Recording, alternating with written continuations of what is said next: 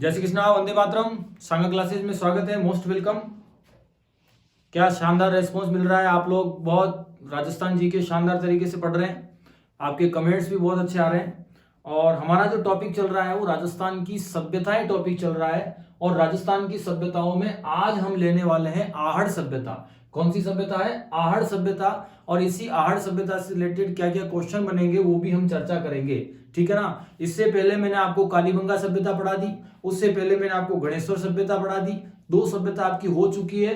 30-30 minute की something class बनती है। अच्छे से नोट्स बनाए, शानदार तरीके से पढ़ के आओ। इसी में से मैं आपको एग्जाम में क्वेश्चन मिलाऊंगा कि देखो इस तरीके से क्वेश्चन आपके बनते हैं। ओके, तो सबसे पहले हम बात करते हैं, पॉइंट टू पॉइंट चर्चा करेंगे, ठीक है ना।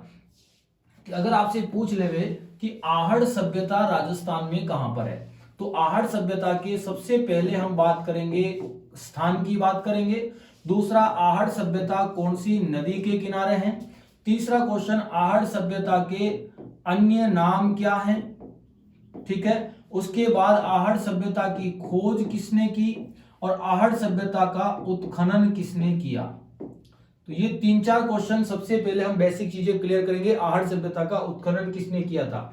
तो सबसे इंपॉर्टेंट बात अगर हम करें आहड़ सभ्यता के लिए, तो ये आहड़ सभ्यता उदयपुर में है। कहां पर है? उदयपुर में है। और आहड़ नामक क्षेत्र कौन सा क्षेत्र है? आहड़ क्षेत्र में इस सभ्यता की हमें जानकारी मिली। कौन सी नदी के किनारे है? तो ये आयड़ नदी के किनारे जो है इस सभ्यता का उद्भव एवं विकास हुआ था। कौन सी नदी के किनारे? आयड़ नदी के किनारे। उसके बाद इसके अन्य नाम क्या क्या हैं, तो अन्य नाम में यहां पर चर्चा नहीं करूंगा, मैं उस साइड में आपको लिखने वाला हूं। उसके बाद हम बात करते हैं खोज। इसकी खोज 1953 में हुई थी। आहड़ सभ्यता की खोज कब हुई थी? 1953 में हुई थी। और खोज करने वाले व्यक्ति कौन थे? आरसी अग्रवाल, यानी कि रतन चंद्र अग्रवाल द्वारा जो है अग्रवाल। और मैंने आपको पहले भी समझाया था, गणेश्वर सभ्यता पढ़ाई थी तब भी मैंने आपको बोला कि गणेश्वर सभ्यता में भी रतन चंद्र अग्रवाल थे, जिनका शॉर्ट में नाम आता है आरसी अग्रवाल। उसके बाद उत्खनन कार्य जो होता है वो 1961 से 62 के बीच में आहड़ सभ्यता का उत्खनन कार्य हुआ था। और आहड़ सभ्यता का उत्खनन कार्य करने वाले व्यक्ति थे प्रोफेसर एच.डी. सांकलिया। ये बहुत पूछा जाता है एग्जाम में, किसी भी कंडीशन में गलत नहीं करना है। तो एच.डी. सांकलिया जो है इसके उत्खनन करता है। तो ध्यान से समझना, आपसे पूछे कि खोज करने वाला व्यक्ति कौन है, तो आंसर जाएगा रतन चंद्र अग्रवाल, पहली कंडीशन। दूसरा क्वेश्चन अगर आपसे बात करें तो उत्खनन की बात करें हम लोग, तो 1961 से 62 के बीच में प्रोफेसर एच.डी. सांकलिया, ये दोनों किसी भी कंडीशन में आपको रटने हैं। क्या समझ में आ गया क्या? अब मैं आगे बात करता हूं। एक नाम हमने छोड़ दिया था, इसके अन्य नाम क्या है। तो अन्य नाम से रिलेटेड अगर आपसे प्रश्न बने तो बहुत अच्छे प्रश्न बनेंगे। आहड़ सभ्यता के अन्य नाम में बात करें तो एक नाम है इस सभ्यता का धूलकोट। एक नाम क्या है? धूलकोट। दूसरा इस सभ्यता का नाम है, ठीक है, इसका नाम है, इसको बनास संस्कृति भी कहते हैं। क्या बोलते हैं? बनास संस्कृति भी कहते हैं, ठीक है। इसका तीसरा नाम है ताम्रवती नगरी, इसको हम बोलते हैं ताम्रवती नगरी के नाम से भी जाना जाता है। चौथा इसका नाम है, ठीक है, धूलकोट हो गया, बनास संस्कृति हो गया, ताम्रवती नगरी, और आगाटपुर की सभ्यता भी इसको कहा जाता है। इसको क्या कहा जाता है? आगाटपुर की सभ्यता। क्यों बोलते हैं? अब मैं एक एक चीज की आपसे चर्चा करते हैं अपन। देखो, सबसे पहला इंपॉर्टेंट बात करते हैं कि इसको धूलकोट क्यों नाम दिया गया। इस सभ्यता स्थल का जो उत्खनन कार्य हुआ था, उस उत्खनन कार्यस्थल को धूलकोट के नाम से जाना जाता था। तो धूलकोट के नाम से इस सभ्यता स्थल का नाम पड़ गया। क्या नाम पड़ गया? धूलकोट। दूसरा इंपॉर्टेंट जो है, इंपॉर्टेंट क्वेश्चन बनता है कि यह सभ्यता ताम्रवती नगरी क्यों कही गई।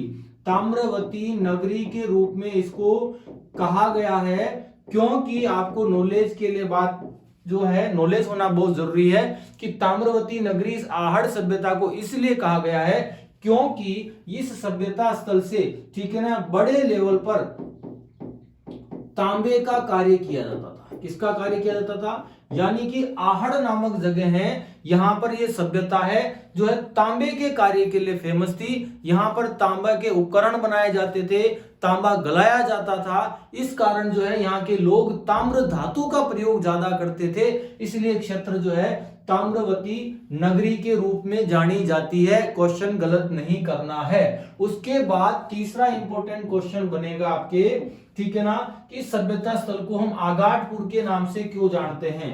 किसके नाम से? आगाटपुर के नाम से क्यों जानते हैं? तो बहुत अच्छा प्रश्न, नॉलेज के लिए बता रहा हूं, इतना डीप में नहीं पूछेगा।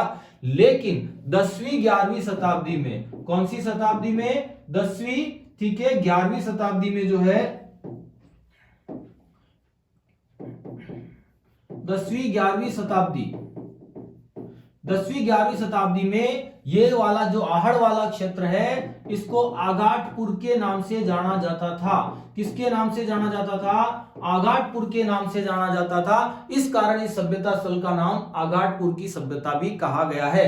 और बनास संस्कृति इसलिए बोलते हैं, राजस्थान में दो सभ्यताएं ऐसी है जिनके लिए बनास संस्कृति शब्द यूज लिया जाता है, गिलुंड सभ्यता के लिए और एक आहड़ सभ्यता के लिए, क्योंकि ये आसपास बनास नदी बेसिन का क्षेत्र का आसपास का क्षेत्र होने के कारण जो है इसको बनास संस्कृति कहा गया है। तो यहां तक आपको कोई दिक्कत नहीं आई होगी अब तक समझाने में। उसके बाद हम बात करते हैं आहड़ सभ्यता का जो समय निकाला गया है। ये आहड़ सभ्यता लगभग 4000 वर्ष पुरानी जो है सभ्यता मानी गई है। कितनी पुरानी? 4000 वर्ष पुरानी सभ्यता मानी गई है। तो ये एक बेसिक चीज हुई कि आहड़ सभ्यता राजस्थान में कहां पर है? उदयपुर के आहड़ क्षेत्र में। नदी आयड़ नदी। हाँ, एक चीज आपको बेसिक चीज मैं पहले ही क्लियर कर देता हूं कि जो आहड़ सभ्यता है, 4 ऑप्शन में आयड़ नदी नहीं हो तो इसको बेड़च नदी भी एग्जाम में पूछा जा सकता है।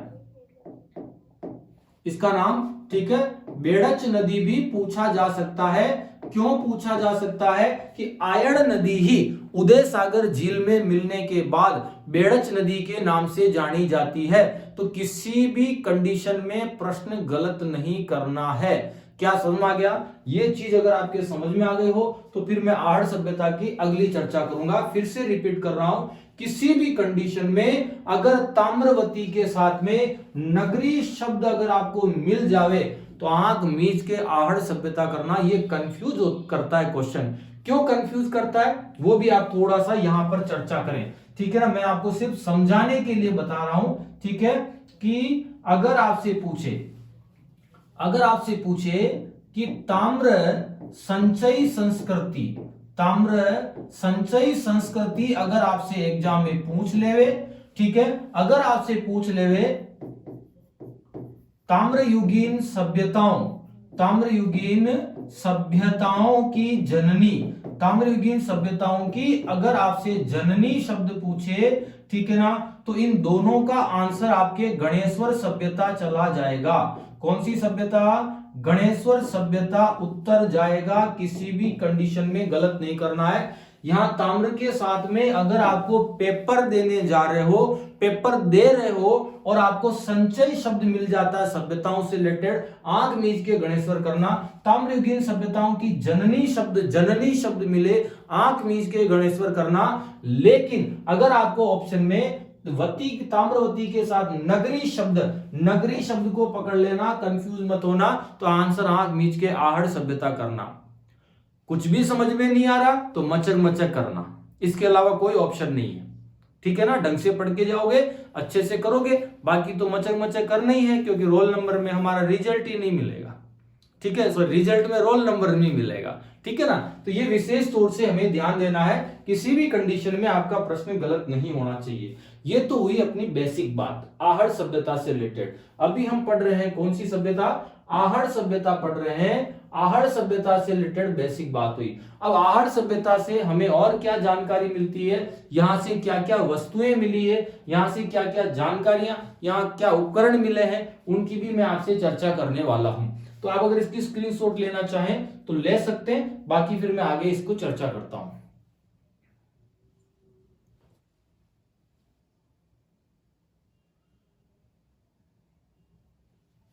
ओके, अब हम चर्चा करते हैं आहड़ सभ्यता से रिलेटेड और क्या प्रश्न बनते हैं।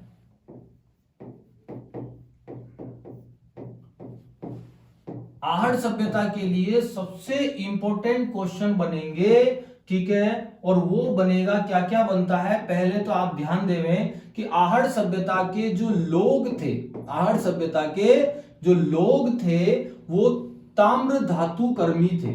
क्या थे दोस्तों? ताम्र धातु कर्मी थे, यानी कि तांबे से रिलेटेड बहुत बड़े लेवल पर काम करते थे। दूसरा, यहां के लोग जो हैं, ठीक है, लाल और अपन कह सकते हैं उसको लाल और कृष्ण मृग के सॉरी लाल और कृष्ण जो ताम्र भांड जो बनाए जाते थे, सॉरी उसको अपन बोलते हैं मिट्टी के पात्र बनाए जाते, लाल और काले, तो हम यूं कह सकते हैं लाल और काले, ठीक है, मृद पात्रों के निर्माण के लिए ये संस्कृति फेमस थी। तो हम यहां पर कह सकते हैं, एक शब्द यूज कह सकते हैं कि यहां के जो लोग थे लाल और काले रंग के मृद पात्र बनाते थे, और जो मृद पात्र बनाते थे तो हम इसको सीधी सी भाषा में अगर बात करें, ठीक है, तो लाल और काले मृद भांड वाली संस्कृति का प्रमुख केंद्र थी। प्रमुख केंद्र जो थी वो कौन सी सभ्यता थी? आहड़ सभ्यता थी। मोस्ट इंपोर्टेंट है, लाल काले मृदभांड वाली संस्कृतियों का जो प्रमुख केंद्र थी वो राजस्थान में कौन सी थी? आहड़ सभ्यता थी। यहाँ के लोग ताम्र धातु कर्मी थे। क्या समझ में आ गया? उसके बाद सबसे इंपॉर्टेंट प्रश्न जो मैं आपको बताने जा रहा हूं, इसको रट लेना। मैंने आपको बोला था कि कालीबंगा सभ्यता, कौन सी? कालीबंगा सभ्यता नगरीय सभ्यता थी। हमने ये पढ़ा था, है ना, पिछली क्लास में। लेकिन आहड़ सभ्यता के लिए प्रश्न आवे, आहड़ के लिए, तो ये सभ्यता ग्रामीण सभ्यता थी। कौन सी सभ्यता थी? ग्रामीण सभ्यता थी। किसी भी कंडीशन में, किसी भी सूरत में रट के चले जाना, प्रश्न आएगा, मचक मचक करने की जरूरत नहीं पड़ेगी आपको, ठीक है। ये ग्रामीण सभ्यता थी, कालीबंगा नगरीय सभ्यता थी। क्यों थी? क्योंकि यहां पर जो हमें प्राप्त उपकरण मिले हैं, यहां से भवन के निशान, जो हमें घरों के जो अवशेष मिले हैं, उसमें यहां के लोगों के लिए सबसे इंपॉर्टेंट प्रश्न बनता है, ठीक है ना, सबसे इंपॉर्टेंट प्रश्न बनता है कि यहां पर जो है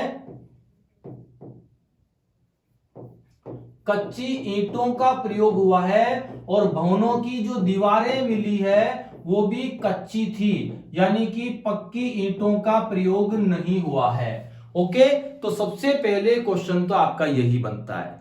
दूसरा, यहां के जो घर मिले हैं, यहां के घर मिले हैं, उनमें केलुए, किसका प्रयोग हुआ है? केलुए और बांस का प्रयोग हुआ है छत के लिए। किसके लिए? छत के लिए। बांस के जो है अपन आरसीसी बनाते वैसे बांस बिछा दिया जाता था, और उसके ऊपर घास फूस डाल करके केलुए लगाए जाते थे। केलुए होते हैं अंग्रेजी केलू, या आप जानते होंगे जो बांसों के ऊपर लगाए जाते हैं, मिट्टी के बनाए जाते हैं, उनको पकाए जाते हैं। लेकिन यहाँ पर कच्ची ईंटों का प्रयोग हुआ है। कच्ची ईंटों का प्रयोग होने के कारण ही हमने इसको कौन सी सभ्यता नाम दिया? ग्रामीण सभ्यता नाम दिया। अब हम अगली विशेषताओं की अगर बात करें तो आहड़ सभ्यता के लिए सबसे इंपॉर्टेंट बात करते हैं, यहां पर पशुपालन और कृषि के प्रमाण भी मिले हैं। पशुपालन और कृषि के प्रमाण जो मिले हैं वो आहड़ सभ्यता से भी प्राप्त हुए हैं। उसके बाद यहां पर जो है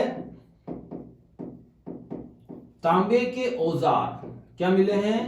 औजार की जगह आपके उपकरण भी प्रयोग में लिया जा सकता है। तांबे के उपकरण प्राप्त हुए हैं। उसके बाद हम बात करते हैं, यहां पर जो शव होते थे मृत व्यक्तियों यानी शवों को, ठीक है, दफनाया जाता था, और दफनाए जाने के साथ में ही शवों को दफनाया जाता था, और दफनाने के साथ में भी इनके साथ में आभूषण, क्या है? आभूषण और बर्तन रखे जाते थे। शवों के साथ में क्या रखे जाते थे? आभूषण और बर्तन रखे जाते थे। एक इंपॉर्टेंट क्वेश्चन आपके ये भी बनता है। अब आगे मैं चर्चा कर रहा हूं जो एग्जाम के हिसाब से बहुत ज्यादा इंपॉर्टेंट है। वो क्या इंपॉर्टेंट है, ध्यान से समझना। यहां पर एक साथ 6 चूल्हे मिले। क्या मिले हैं? 6 चूल्हे के अवशेष मिले हैं। 6 चूल्हे प्राप्त हुए हैं। तो क्या हमने अनुमान लगाया, पुरातत्ववेताओं ने अनुमान लगाया कि संभवतया इस सभ्यता में, ठीक है, सामूहिक परिवार प्रथा प्रचलन रही होगी। तो सामूहिक परिवार प्रथा की जानकारी जो हमें मिली है वो आहड़ सभ्यता से मिली है। सामूहिक परिवार प्रथा की एक साथ 6 चूल्हे मिले, बड़े लेवल पर मिले। तो ये सामूहिक परिवार प्रथा को जो है आइडिया लगाया सिर्फ पुरातत्ववेताओं ने। क्या समझ में गया क्या? तो किसी भी कंडीशन में आपका क्वेश्चन गलत नहीं होना चाहिए। मैं थोड़ा सा सीरियसली पढ़ा रहा हूं क्योंकि सारी चीजें आपको क्लियर होनी चाहिए एग्जाम के हिसाब से। तो एक साथ 6 चूल्हे हमें प्राप्त मिले हैं। फिर उसके बाद हम बात करते हैं, ठीक है, यहां से मिट्टी के कई पात्र मिले। यहां से जो आभूषण मिले हैं वो आभूषण जो है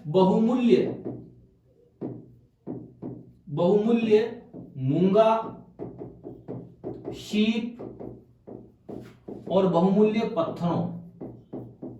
पत्थरों का प्रयोग करके वो आभूषण बनाए जाते थे। तो इस सभ्यता में जो आभूषण बनाए जाते थे उसमें मूंगा, शीप, समुद्र वाली शीपी आती है उसके, और पत्थरों के जो है आभूषण बनाए गए मिले। और इस टाइप के आभूषण शवों के साथ भी गाड़ने की यानी रखने की प्रथा हुआ करती थी। तो एक क्वेश्चन आपके यहां से भी बनता है। कौन सी सभ्यता से? ठीक है, आहड़ सभ्यता से। आशा करता हूं अभी तक समझाया वो आपके क्लियर हो गया। लास्ट में मैं 2-5 मिनट में फटाफट से इसको रिपीट करूंगा, उसके बाद हम आगे चर्चा करेंगे। देखो फिर हम आगे बात करें, यहां तक तो अच्छे से समझ में आ गया होगा आपके। एक बार इसका स्क्रीनशॉट लेना चाहे तो ले सकते हैं, उसके बाद मैं आगे चर्चा कराता हूं और इंपॉर्टेंट बात हम बात करेंगे इस सभ्यता से रिलेटेड। यहां तक क्लियर हो गया होगा। आगे हम चर्चा करते हैं इसी आहड़ सभ्यता से रिलेटेड। आहड़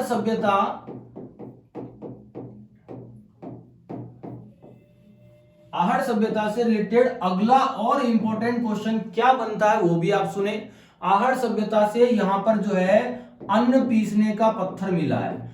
अन्न पीसने का पत्थर मिला है। तो अन्न पीसने का अगर मैं पत्थर की बात करूं तो सबसे इंपॉर्टेंट बात है, इसको हम कहेंगे गट्टी। यानी कि आपको ध्यान होगा अनाज पीसते थे तो पत्थर के बीच में अनाज डाल करके उसको पीसा करते थे, गोल गोल घुमा करके।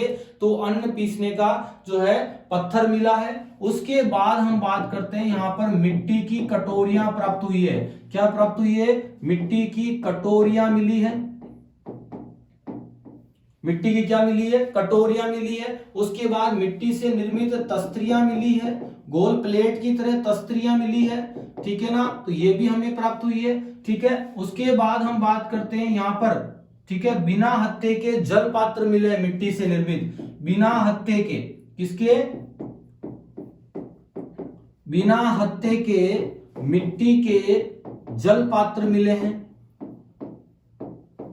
जल पात्र मिले हैं यानी कि हम जब पानी भरते हैं तो कुछ ऐसे मिट्टी के, जैसे आप अपने वर्तमान की बात करें तो मग्गा हो गया, जग हो गया, मिट्टी के ऐसे बर्तन होते हैं जिनमें पानी भरते हैं, ठीक है। अपने पकड़ने के लिए डंडी भी होती है। लेकिन जो मिट्टी के बर्तन बनाए जाते थे आहड़ सभ्यता में, ठीक है, वो बिना हत्थे के जल पात्र भी इसकी सबसे बड़ी विशेषता थी। अगली इंपॉर्टेंट और चर्चा कर रहा हूं जो आपके एग्जाम के हिसाब से बहुत ज्यादा इंपॉर्टेंट है। यहां पर जो है 3री शताब्दी ईसा पूर्व से लेकर के, ठीक है, 1म शताब्दी ईसा पूर्व के बीच में, ईसा पूर्व के बीच में, इस समय के बीच में यहां से इंडो ग्रीक यूनानी सिक्के मिले हैं। इंडो ग्रीक यूनानी सिक्के प्राप्त हुए हैं। बहुत इंपॉर्टेंट प्रश्न बनता है। अगर आपसे पूछे कौन सी सभ्यता से इंडो ग्रीक यूनानी सिक्के प्राप्त हुए, तो ये अपने को ध्यान रखना है, मोस्ट इंपॉर्टेंट। क्या समझ में आ गया? क्या ठीक है ना। तो बहुत शानदार क्वेश्चन बनेगा। इंडो ग्रीक यूनानी सिक्के राजस्थान में 3वीं शताब्दी ईसा पूर्व से प्रथम शताब्दी ईसा पूर्व के बीच के काल के जो इंडो ग्रीक यूनानी सिक्के प्राप्त हुए थे। क्या मेरी बात समझ गई? उसके बाद हम आगे बात करते हैं इस सभ्यता स्थल से जो भवन निर्माण कार्य किया जाता था। भवनों में सबसे बड़ी विशेषता थी कि जो है अपन बात करते हैं मकान निर्माण में हम जो गलियारा रखते हैं या गली रखते हैं, ठीक है, तो गली भी रखी छोड़ी जाती थी, गली या गलियारा रखा जाता था, और गलियारा के साथ साथ में विशाल चौक भी बने होते थे।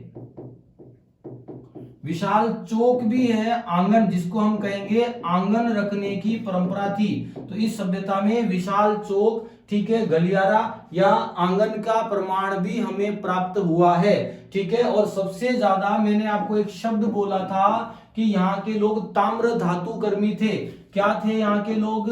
ताम्र धातु कर्मी थे। तो तांबे का काम ज्यादा करते थे, इसका मतलब इनको तांबा गलाने का ज्ञान था। एग्जाम में प्रश्न आवे तांबा गलाने का ज्ञान जो था नहीं था, तो इनको तांबा गलाने का ज्ञान था।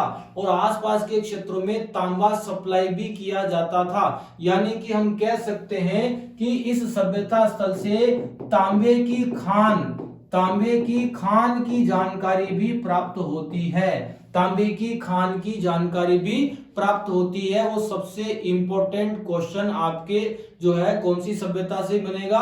तो वो बनेगा आपके, ठीक है, आहड़ सभ्यता से। किसी भी कंडीशन में गलत नहीं करना है। कुछ कंडीशन में अगर हम बात करें तो यहां पर शीत की चूड़ियां भी प्राप्त हुई है। कौन सी चूड़ियां प्राप्त हुई है? शीत की चूड़ियां भी प्राप्त हुई है। तो एक क्वेश्चन ये भी आपका राइट होना चाहिए। शीत के आभूषण कालीबंगा सभ्यता से प्राप्त हुए। क्या समझ में आ गया? बहुत छोटी सभ्यता है ये, यहीं तक सभ्यता है, और आशा करता हूं कि ये सभ्यता आपको अच्छे से समझ में आई होगी। इसको सिर्फ 2 मिनट के अंदर मैं पूरी सभ्यता आपको याद करवाने जा रहा हूं। गलती नहीं करनी है किसी भी कंडीशन में। देखो, सबसे पहले हम बात कर रहे हैं आहड़ सभ्यता की बात कर रहे हैं। ध्यान से याद करना, कोई भी गलती नहीं होनी चाहिए। जब भी आप सभ्यता पढ़ो, आहड़ सभ्यता सबसे पहले दिमाग में आना चाहिए। आहड़ सभ्यता कहां पर है? आहड़ क्षेत्र उदयपुर। कौन सी नदी के किनारे? आयड़ नदी। आयड़ नदी 4 ऑप्शन में नहीं हो तो बेड़ज कर देना, क्योंकि आयड़ नदी का ही दूसरा नाम बेड़ज नदी है, ठीक है, ये ध्यान रखना। अन्य नाम मैंने यहां पर लिखा। इस सभ्यता स्थल को हम धूलकोट की सभ्यता कहते हैं, बनास संस्कृति भी कहते हैं, ताम्रवती नगरी भी कहते हैं, और आगाटपुर की सभ्यता भी कहते हैं। उत्खनन कार्य करते समय जिस टीले से उत्खनन कार्य किया था वो स्थान धूलकोट कहलाया। स्थानीय लोग उसी स्थान को धूलकोट कहते थे, इसलिए इसका नाम धूलकोट सभ्यता पड़ा। ताम्रवती नगरी क्योंकि यहाँ पर बड़े लेवल पर तांबे का काम होता था। यहाँ के लोग तांबे को गलाने का कार्य करते थे, तांबे के औजार बनाने का काम करते थे, वो सबसे बड़ी विशेषता थी। या 10वीं 11वीं शताब्दी में यही आहड़ नामक जगह जो आगाटपुर के नाम से जानी जाती थी, इसलिए इस सभ्यता स्थल का नाम आगाटपुर भी पड़ा है, ठीक है। उसके बाद हम बात करते हैं, अगर ताम्र संचयी संस्कृति आपको पेपर में आ जाए या ताम्रयुगीन सभ्यताओं की जननी आ जाए तो आपका आंसर जाएगा गणेश्वर सभ्यता, और ताम्रवती नगरी अगर पूछे तो आंसर जाएगा आहड़ सभ्यता। दोनों में गलती नहीं होनी चाहिए। गलती करोगे तो पछताना पड़ेगा। कभी भी ओवर कॉन्फिडेंस में मत रहना। कुछ स्टूडेंट्स होते हैं, सर हमारे तो जीके आता है, बहुत कुछ आता है। भैया जीके आता है ना, लेकिन जीके में जो क्वेश्चन घुमा के देते हैं ना, तो हमारा जीके वहां फेल हो जाता है। ओवर कॉन्फिडेंस में कभी पेपर देने मत जाना। कभी कभी ओवर कॉन्फिडेंस में 2-3 क्वेश्चन ऐसे गलत होते हैं ना, जो हम बाद में इतना पछताते हैं, लेकिन कोई मतलब नहीं निकलता है। इजी क्वेश्चन को हम ओवर कॉन्फिडेंस में फटाक से घोड़ा कर जाते हैं, फिर थोड़ी देर बाद लगे हैं गलत हो गया है तो मम्मी छीजो, अब क्या करना, छीजना ही पड़ेगा और कोई ऑप्शन नहीं है आपके पास, ठीक है ना। हाँ, तलाया भरेगी फिर आपकी। तो यहां तक ध्यान रखना। अब हम बात करते हैं कि इसकी खोज है ना 1953 में रतन चंद्र अग्रवाल ने की थी, जबकि उत्खनन कार्य 1961 से 62 के बीच में प्रोफेसर HD सांकलिया ने किया था। और इस क्वेश्चन को मोस्ट इंपोर्टेंट कर लेना, ये गोद लिया हुआ प्रश्न है, गलत नहीं होना है। आगे बात करते हैं, आहड़ सभ्यता कालीबंगा सभ्यता ना ग्रामीण सभ्यता, नगरीय सभ्यता थी, और आहड़ सभ्यता पूछे तो ग्रामीण सभ्यता थी। क्यों थी? क्योंकि इस सभ्यता में कच्ची ईंटों का प्रयोग किया गया, मकान बने हुए मिले थे, मकान के अवशेष मिले, तो दीवारों में कच्ची ईंटों और दीवारें भी कच्ची थी, तो इसीलिए आपसे क्वेश्चन पूछे तो ग्रामीण सभ्यता थी। घर में केलुए के अवशेष मिले, बांस की छत में बांस का प्रयोग किया गया। यहाँ पर पशुपालन और कृषि के प्रमाण भी प्राप्त हुए, तांबे के औजार और उपकरण भी प्राप्त हुए, शवों को दफनाया जाता था, शवों के साथ में आभूषण बर्तन भी गाड़े जाते थे, यानी साथ में रखे जाते थे। 6 चूल्हे एक साथ मिले, इसलिए सामूहिक परिवार प्रथा की जानकारी हमें प्राप्त होती है। यहाँ पर सामूहिक भोज की जानकारी भी आ जाए या सामूहिक परिवार प्रथा भी आ जाए, आग मीच के आपको आहड़ सभ्यता करना है, किसी भी कंडीशन में गलत नहीं होना चाहिए। उसके बाद यहाँ पर बहुमूल्य आभूषण जो प्राप्त हुए, उसमें मूंगा, शीप और पत्थरों के आभूषण प्राप्त हुए हैं, तो ये भी हमें ध्यान रखना है। उसके बाद हम बात करते हैं, यहाँ के लोग जो है ताम्र धातु कर्मी थे, और यहाँ के लोग लाल काले मृद पात्रों के निर्माण में एक्सपर्ट थे।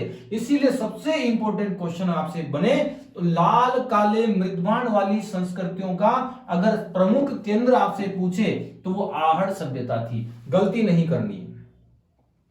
अगला है, आहड़ सभ्यता के लोग ताम्र धातु कर्मी थे, तांबा गलाने का ज्ञान था, यहां से तांबे की खान होने का प्रमाण भी प्राप्त हुआ था, यहां से अन्न पीसने का पत्थर भी मिला है, मोस्ट इंपोर्टेंट कर लेना, और मिट्टी की कटोरियां तस्तियां भी प्राप्त हुई है, बिना हत्थे के मिट्टी के जल पात्र मिले हैं, मिट्टी के पात्र मिले पानी भरने के, जिनके हत्था नहीं था पकड़ने का। यहां पर भवन मिले जिनमें गली, गलियारा या आंगन या विशाल चौक बने हुए अवशेष प्राप्त हुए हैं। ठीक है, आंगन के लिए भी अपने को विशेष तौर से ध्यान देना है। और सीप की चूड़ियां मिली है, सीप के आभूषण भी प्राप्त हुए, लेकिन वो कहां पर थे? कालीबंगा में थे। और सबसे मोस्ट इंपोर्टेंट, इसको रट के चले जाना, यहां से 3री शताब्दी ईसा पूर्व से लेकर 1म शताब्दी ईसा पूर्व के बीच के टाइम के इंडो ग्रीक यूनानी सिक्के प्राप्त हुए। इसका मतलब हमने यानी पुरातत्ववेताओं ने आइडिया लगाया कि इस सभ्यता स्थल का जो यूनान यानी इंडो ग्रीक क्षेत्रों से भी व्यापार हुआ करता था। क्या समझ आ गया? क्वेश्चन किसी भी कंडीशन में आपका गलत नहीं होना चाहिए। आशा करता हूं आज की आहड़ सभ्यता आपको शानदार तरीके से समझ में आई होगी। फिर भी अगर कोई लाइन आपको समझ में नहीं आई हो, कमेंट बॉक्स में डालें, मैं आपको जवाब दूंगा, उत्तर दूंगा और पूरा प्रयास करूंगा आपको सेटिस्फाई करूंगा। आज की क्लास कैसे लगी फीडबैक दें, और अगर आप पहली बार पढ़ रहे हो और अच्छी लग रही हो क्लासें कि आपको फायदा होगा, कंपटीशन में क्वेश्चन मिलेगा, मैंने आपको पहले ही बोला कि राजस्थान जीके की तैयारी अगर आप सांगा क्लासेस के मेरे इस चैनल से कर रहे हो ना, तो 95% पेपर जो है क्वेश्चन है वो पेपर में से आप मैच करा लेना। ठीक है ना? 100% पूरा प्रयास कर रहा हूं मेरी तरफ से, और 95% जो है क्वेश्चन मेरे पढ़ाई में से आपको मैच करवा के बताऊंगा जो भी पेपर होगा। मैं ये नहीं कह रहा हूं कि पेपर क्वेश्चन कहां से आएगा और यही प्रश्न आएगा, ये गारंटी है। गारंटी का कोई मतलब नहीं है। जो लोग पास कराने की गारंटी लेते हैं ना, वो फर्जी बात करते हैं। पास कराने की गारंटी के चक्कर में नहीं रहना। 1-1, 2-2 लाख रुपए ले लेते हैं, 10-10 लाख ले लेते हैं, 15-15 लाख ले लेते हैं, पेपर आ जाएगा, वो आ जाएगा, हो जाएगा। भैया आप सबसे रिक्वेस्ट है, अपनी लाइफ खराब नहीं करें, किसी के चक्कर में नहीं आए, अपनी मेहनत पर भरोसा रखें, कोई पेपर के चक्कर में नहीं रहना। सीधी सी सट बात करता हूं, मेहनत करोगे सिलेक्शन हो जाएगा। पेपर के चक्कर में रह गए, जो लोग पकड़े जाते हैं उनके साथ आप भी पकड़े जाओगे, रोड पे आ जाओगे। सबसे बड़ी बात है, जितनी इमेज अपने परिवार की है बनी हुई सारी रोड पे आ जाएगी। विशेष ध्यान देना, ठीक है ना? आप तो तैयारी करो, और 95% जो है पेपर में क्वेश्चन जो आते हैं ना, वो मैं लगभग सारा पढ़ा रहा हूं, उसमें आप मैच कराओगे, मिलेगा, इतना विश्वास के साथ कह रहा हूं। ठीक है ना? ओके, जय श्री कृष्णा। ठीक है, इसी तरह अगली क्लास, नेक्स्ट क्लास में मिलेंगे अपन अगली सभ्यता लेकर के। आशा करता हूं आज की क्लास समझ में आई होगी, और शेयर करें, जितने मिलने वाले लोग हैं, जो पढ़ने वाले लोग हैं, उनको आप शेयर करें, और फिर भी डाउट हो तो मुझे बताएं। ठीक है, यूं समझे कि डाउट क्लियर क्लास है। ओके, जय श्री कृष्णा, नेक्स्ट क्लास में मिलते हैं।